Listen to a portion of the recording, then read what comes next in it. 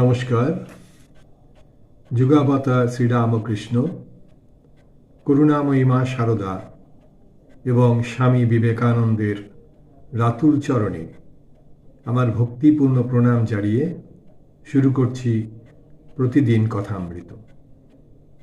তব কথামৃতং তপ্ত জীবনম কবিভিরীড়িতং কলমশাপহং শ্রবণমঙ্গলম শ্রীমদাততং ভুবি গৃণন্তি ये ভুরিদা জনাঃ।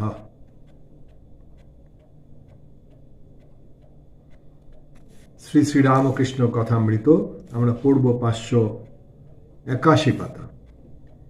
রামের বাটিতে ভক্ত সঙ্গে শ্রীরামকৃষ্ণ। প্রথম পরিচ্ছেদ, মহাষ্টমী দিবসে রামের বাটিতে শ্রীরামকৃষ্ণ। বিজয়, কেদার, রাম, সুরেন্দ্র, চুনি, নরেন্দ্র, নিরঞ্জন, বাবুরাম, মাস্টার। আজ রবিবার, মহাষ্টমী, 28শে সেপ্টেম্বর 1884 খ্রিস্টাব্দ। ঠাকুর শ্রীরামকৃষ্ণ কলিকাতায় প্রতিমা দর্শন করিতে আসিয়াছেন। অধরের বাড়ি শারদীয় দুর্গোৎসব হইতেছে। ঠাকুরের 3 দিন নিমন্ত্রণ। অধরের বাড়ি প্রতিমা দর্শন করিবার পূর্বে রামের বাড়ি হইয়া যাইতেছেন। বিজয়, কেদার, রাম, সুরেন্দ্র, চুনিলাল, নরেন্দ্র, নিরঞ্জন, নারায়ণ, হরিশ, বাবুরাম, মাস্টার ইত্যাদি অনেকে উপস্থিত আছেন। বলরাম, রাখাল এখন কৃষ্ণ বৃন্দাবন ধামে বাস করিতেছেন। শ্রীরামকৃষ্ণ বিজয় ও কেদার দৃষ্টে সহাস্যে। আজ বেশ মিলেছে। দুজনই এক ভাবের ভাবী। বিজয়ের প্রতি, হ্যাঁ গা শিবনাথ, আপনি? বিজয়, আজ্ঞা হাঁ। তিনি শুনেছেন, আমার সঙ্গে দেখা হয়নি, তবে আমি সংবাদ পাঠিয়েছিলাম, আর তিনি শুনেওছেন। ঠাকুর শিবনাথের বাড়ি গিয়াছিলেন তাহার সহিত দেখা করিবার জন্যে, কিন্তু দেখা হয় নাই। পরে বিজয় সংবাদ দিয়াছিলেন, কিন্তু শিবনাথ কাজের ভিড়ে আজও দেখা করিতে পারেন নাই। শ্রীরামকৃষ্ণ বিজয়াদির প্রতি, মনে চারিটি স্বাদ উঠেছে। বেগুন দিয়ে মাছের ঝোল খাব, শিবনাথের সঙ্গে দেখা করব, হরিনামের মালা এনে ভক্তেরা জপবে দেখব, আর 8 আনার কারণ অষ্টমীর দিনে তন্ত্রের সাধকেরা পান করবে, তাই দেখব আর প্রণাম করব। নরেন্দ্র সম্মুখে বসিয়া, এখন বয়স 22-23। কথাগুলি বলিতে বলিতে ঠাকুরের দৃষ্টি নরেন্দ্রর উপর পড়িল। ঠাকুর দাঁড়াইয়া পড়িলেন ও সমাধিস্থ হইলেন। নরেন্দ্রর হাঁটুতে একটি পা বাড়াইয়া দিয়া ওইভাবে দাঁড়াইয়া আছেন, সম্পূর্ণ বাহ্যশূন্য, চক্ষু স্পন্দহীন। সচ্চিদানন্দ ও কারণানন্দময়ী রাজর্ষি ও ব্রহ্মর্ষি, ঈশ্বরকোটি ও জীবকোটি নিত্যসিদ্ধের স্থান। অনেকক্ষণ পরে সমাধি ভঙ্গ হইল। এখনো আনন্দের নেশা ছুটিয়া যায় নাই। ঠাকুর আপনা আপনি কথা কহিতেছেন, ভাবস্থ হইয়া নাম করিতেছেন, বলিতেছেন সচ্চিদানন্দ, সচ্চিদানন্দ, সচ্চিদানন্দ। বলবো? না, আজ নয়, অনেকক্ষণ থাকা যায় না। আজ বলবো না, আজ করুণানন্দদায়িনী, করুণানন্দদায়িনী, করুণানন্দময়ী। সারে গামা পাধা নি। নিতে থাকা ভালো নয়, অনেকক্ষণ থাকা যায় না। 1 গ্রাম নিচে থাকব। স্থূল সূক্ষ্ম কারণ, মহাকারণ।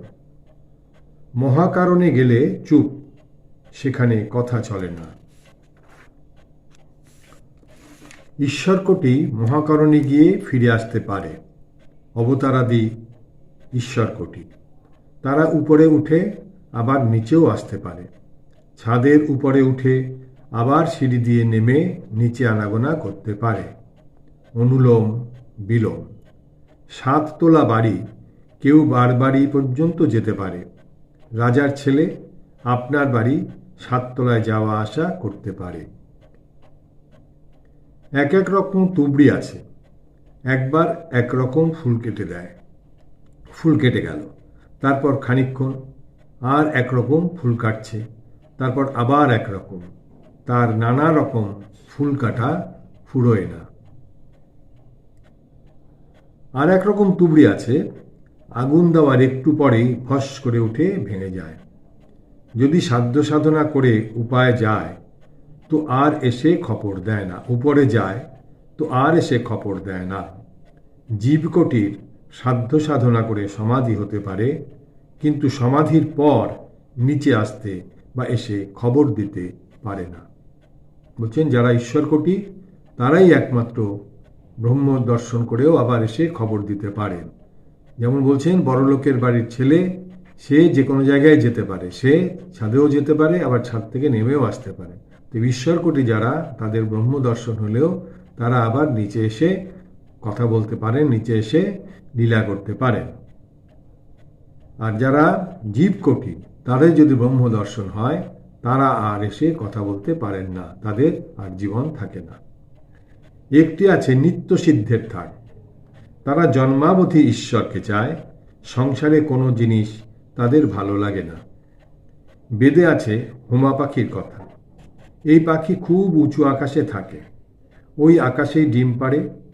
এত উঁচুতে থাকে যে ডিম অনেক দিন ধরে পড়তে থাকে। পড়তে পড়তে ডিম ফুটে যায়, তখন ছানাটি পড়তে থাকে। অনেক দিন ধরে পড়ে, পড়তে পড়তে চোখ ফুটে যায়। যখন মাটির কাছে এসে পড়ে তখন তার চৈতন্য হয়। তখন বুঝতে পারে যে মাটি গায়ে ঠেকলেই মৃত্যু। পাখি চিৎকার করে মার দিকে চোঁচা দৌড়। মাটিতে মৃত্যু, মাটি দেখে ভয় হয়েছে। এখন মাকে চায়, মা সেই উঁচু আকাশে আছে, সেই দিকে চোঁচা দৌড়, আর কোনো দিকে দৃষ্টি নাই। এ বলছেন এরা হচ্ছে নিত্য সিদ্ধের থাক। এরা আসে, কিন্তু যখন সংসারে নিয়ে থাকে তখন তারা তার ঈশ্বরের পথেই তারা চলে যায়। অবতারের সঙ্গে যারা আসে তারা নিত্য সিদ্ধ, কারু বা শেষ জন্ম। এ বলছেন অবতারের সঙ্গে যারা আসেন তারা হচ্ছে সবাই নিত্য সিদ্ধ, তারা কেউ সংসারে ঢোকে না। তারা ওই মাটি দেখার আগেই চোঁচা করে মায়ের দিকে দৌড় মারে, হুমা পাখির বাচ্চাদের মতো। সেই বলছেন যে অবতারের সঙ্গে যারা আসে তারা নিত্য সিদ্ধ, কারু বা শেষ জন্ম। বিজয়ের প্রতি তোমাদের দুই আছে, যোগ ও ভোগ। জনক রাজার যোগও ছিল, ভোগও ছিল, তাই জনক রাজর্ষি। রাজা ঋষি দুই, রাজা এবং ঋষি দুটো সত্তাই তার মধ্যে কাজ করছে। সেজন্য হচ্ছে নারদ রাজর্ষি, আর দেব হচ্ছে নারদ হচ্ছে দেবর্ষি, সুখদেব ব্রহ্মর্ষি। সুখদেব ব্রহ্মর্ষি, সুখদেব জ্ঞানী নয়, জ্ঞানের ঘনমূর্তি। বলছেন সুখদেব হচ্ছে ব্রহ্মর্ষি, সুখদেব জ্ঞানী নয়, জ্ঞানের ঘনমূর্তি। সমস্ত জ্ঞান একসঙ্গে জড়ো হলে যা হয় সে হচ্ছে ঘনত্বপ্রাপ্ত। বলছেন জ্ঞানের ঘনমূর্তি। জ্ঞানী কাকে বলে? জ্ঞান হয়েছে যার সাধ্য সাধনা করে জ্ঞান হয়েছে। সাধ্য সাধনা করে, অনেক কিছু পড়াশোনা করে, অনেক বুঝে শুনে তবে তার জ্ঞান হয়েছে, এরা হচ্ছে জ্ঞানী। আর সুখদেব জ্ঞানের মূর্তি, অর্থাৎ জ্ঞানের জমাট বাঁধা, একসঙ্গে সমস্ত জ্ঞান জমাট বেঁধে আছে তার মধ্যে। এমনি হয়েছে সাধ্য সাধনা করা নয়, এমনি হয়েছে সাধ্য সাধনা করে নয়। একে সাধ্য সাধনা করে জ্ঞান অর্জন করতে হয়নি, এমনি সে ঘনীভূত জ্ঞানের সমষ্টি। কথাগুলি বলিতে বলিতে ঠাকুর শ্রীরামকৃষ্ণ প্রকৃতিস্থ হইলেন। এখন ভক্তদের সহিত কথা কহিতে পারিবেন। কেদারকে গান করিতে বলিলেন। কেদার গাইতেছেন।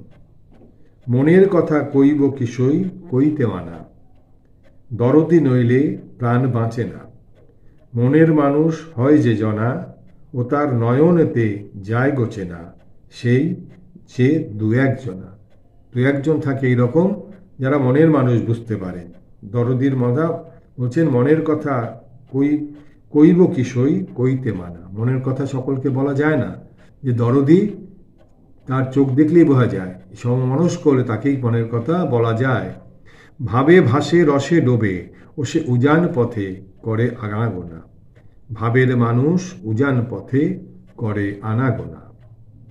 দ্বিতীয় গান গাইছে, গৌর প্রেমের ঢেউ লেগেছে গায়, তার হিল্লোলে পাষণ্ড দলন এ ব্রহ্মাণ্ড তলিয়ে যায়, মনে করি ডুবে তলিয়ে রই, গৌর যাদের প্রেম কুড়িয়ে গিলেছে গো সই, এমন ব্যথার ব্যথি কে আর আছে, হাত ধরে টেনে তোলায়।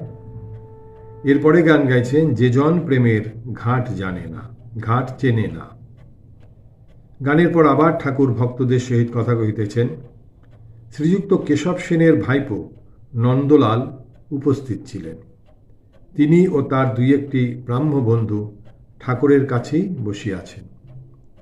শ্রীরামকৃষ্ণ বিজয়াদি ভক্তদের প্রতি, কারণের বোতল একজন এনেছিল, আমি ছুতে গিয়ে আর পারলুম না। বিজয়, আহা! শ্রীরামকৃষ্ণ, সহজানন্দ হলে অমনি নেশা হয়ে যায়, মদ খেতে হয় না। মার চরণামৃত দেখে আমার নেশা হয়ে যায়, ঠিক যেন 5 বোতল মদ খেলে হয়। ওই যে চরণামৃত দেখলেই তার নেশা হয়ে যায়, ঠিক যেন 5 বোতল মদ খেয়েছে, সেই যে নেশা, সেই রকম নেশা যেন ঘোর লেগে যায় যেন। জ্ঞানী ও ভক্তদের অবস্থা, জ্ঞানী ও ভক্তের আহারের নিয়ম। এই অবস্থায় সবসময় সব রকম খাওয়া চলে না। নরেন্দ্র, খাওয়া দাওয়া সম্বন্ধে যত্রেচ্ছা লাভই ভালো। শ্রীরামকৃষ্ণ, অবস্থা বিশেষে উটি হয়। জ্ঞানীর পক্ষে কিছুতেই দোষ নাই। গীতার মতে জ্ঞানী আপনি খায় না, কুণ্ডলিনীকে আহুতি দেয়। ভক্তের পক্ষে উটি নয়। আমার এখনকার অবস্থা, বামুনের ভোগ না হলে খেতে পারি না। আগে এমন অবস্থা ছিল, দক্ষিণেশ্বরের ওপার থেকে মরা পোড়ার যে গন্ধ আসত, সেই গন্ধ নাক দিয়ে টেনে নিতাম, এত মিষ্ট লাগত। এখন সব্বাইয়ের খেতে পারি না। পারি না বটে, আবার একবার হয়। কেশব সেনের ওখানে, নববৃন্দাবনের কথা বলছেন, কেশব সেনের ওখানে থিয়েটারে আমায় নিয়ে গিয়েছিল। লুচি ছক্কা আনলে, তা ধোবা কি নাপিত আনলে জানি না। সকলের হাস্য। বেশ খেলুম। রাখাল বললে, একটু খাও। নরেন্দ্রর প্রতি, তোমার এখন হবে, তুমি এতেও আছো, আবার ওতেও আছো, তুমি এখন সব খেতে পারবে। ভক্তদের প্রতি, শূকর মাংস খেয়ে যদি ঈশ্বরের টান থাকে, সে লোক ধন্য। আর হবিষ্য করে যদি কামিনী কাঞ্চনে মন থাকে, তাহলে সে ধিক। ঠাকুর ভক্তদের বলছেন, শুয়োরের মাংস খাওয়ার পরে মন যদি ঈশ্বরেতে থাকে, সে ধন্য। কি খেলো না খেলো সেইটা বিচার্য নয়, মনটা তার ঈশ্বরে আছে কিনা। আর আরেক দল বলছে, আরেক দল হচ্ছে হবিষ্যি করছে, একদম সিদ্ধ ভাত খাচ্ছে কি ফলমূল খাচ্ছে, কিন্তু মনটা কামিনী কাঞ্চনে, তাদের ঠাকুর বলছেন ধিক। এই হবিষ্যি খাওয়ার কোনো মানেই নেই। পূর্ব কথা, প্রথম উন্মাদে ব্রহ্মজ্ঞান ও জাতিভেদ বুদ্ধি ত্যাগ, কামারপুকুর গমন, ধনী কামারিনী, রামলালের বাপ, গোবিন্দ রায়ের নিকট আল্লাহ মন্ত্র। আমার কামার বাড়ির ডাল খেতে ইচ্ছা ছিল। ছেলেবেলা থেকে কামাররা বলতো, বামুনরা কি রাখতে জানে, তাই খেলুম, কিন্তু কামারে কামারে গন্ধ। সকলের হাস্য। কামারে কামারে গন্ধ মানে কিরম বলছেন? ঠাকুর তাহার ভিক্ষামাতা ধনী কামারিনীর বাড়িতে গিয়াছিলেন। সে বলছেন যে কামার বাড়িতে খেয়েছিলেন, কিন্তু বলছেন যে কামারে কামারে তার একটা আলাদা গন্ধ আছে। সকলের হাস্য। গোবিন্দ রায়ের কাছে আল্লাহ মন্ত্র নিলাম।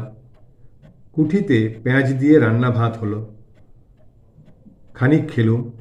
মণিমল্লিকের, বরানগরের মণিমল্লিকের বাগানে ব্যান্নুন রান্না খেতুম, কিন্তু কেমন একটা ঘেন্না হলো। ব্যান্নুন রান্না খেলো মানে বিনা নুনে রান্না হচ্ছে, কিন্তু কেমন একটা ঘেন্না হলো। দেশে গেলুম, রামলালের বাপ ভয় পেলে, ভাবলে যার তার বাড়িতে খাবে। ভয় পেলে পাছে তাদের জাতে বার করে দেয়। আমি তাই বেশি দিন থাকতে পারলুম না, চলে এলুম। তার এই অবস্থা হচ্ছে। সে দেশে যখন গেছে, বলছেন রামলালের বাবা ভয় পেয়েছেন যে যার তার বাড়িতে খাবে, তাদের যদি আবার এই জাতের থেকে বের করে দেয়, সেই বলছেন যে আমি আর বেশি দিন থাকতে পারলুম না, চলে এলুম। বেদ পুরাণ তন্ত্রমতে শুদ্ধাচার বিরূপ। কিরূপ?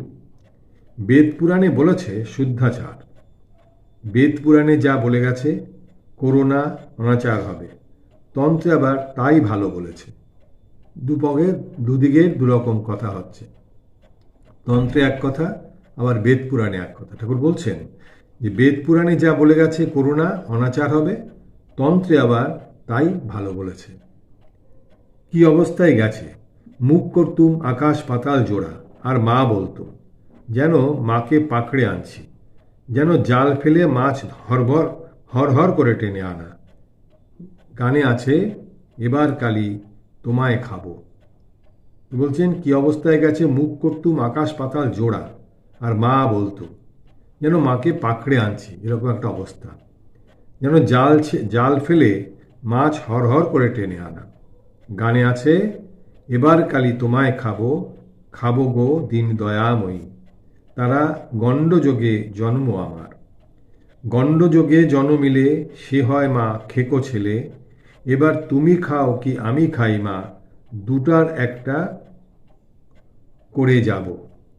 হাতে কালি মুখে কালি সর্বাঙ্গে কালি মাখিব, যখন আসবে সমন বাঁধবে কোষে, সেই কালি তার মুখে দিব। খাবো খাবো বলি মাগো, উদরস্থ না করিব, এই হরিপদ্মে বসাইয়ে মনমানসে পুজিব। যদি বলো কালি খেলে কালের হাতে ঠেকা যাব, আমার ভয় কি তাতে, কালি বলে কালেরে কলা দেখাবো। ডাকিনী যোগিনী দিয়ে তরকারি বানায়ে খাবো, মুন্ডমালা কেড়ে নিয়ে অম্বল সম্বরা চড়াবো। কালীর বেটা শ্রীরাম প্রসাদ ভালো মতে তাই জানাবো, তাতে মন্ত্রের সাধন শরীর পতন, যা হবার তাই ঘটাইব। এই বলে ঠাকুর গান গাইছেন। আজকের মতো আমরা এখানেই রাখছি। নিরঞ্জনং নিত্যম অনন্তরূপম ভক্তানুকম্পা ধৃত বিগ্রহং বৈ ঈশাবতারং পরমেশ্বমিডং তং রামকৃষ্ণ শিরসা নমামি। হরি ওম তৎসৎ। শ্রীরামকৃষ্ণার্পণমস্তু।